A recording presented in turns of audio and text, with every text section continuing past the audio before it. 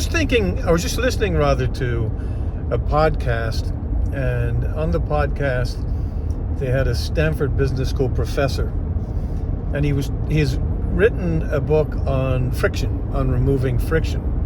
And during the course of the conversation, he talked about occasions where it's good to actually introduce friction, to have some friction, right? So we think about all of the incidents where we're trying to remove friction, make it easier for people to do things.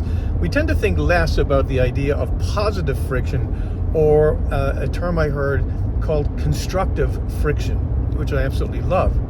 And I was thinking about it, and one of the things that seems to me where we ought to be introducing constructive friction, in other words, slowing the process down deliberately, putting some speed bumps on there, putting some guardrails, getting to pointing out the third rails and what have you, is hiring, right? In other words, we want to save ourselves from fast decisions that take a long, long time to unwind. And so introducing some positive friction into the hiring process, structure, discipline, process, being prepared, et cetera, seems to me one of the best uses of friction, right? So constructive friction in the process of hiring people. I'm Peter Smith. Thanks for listening.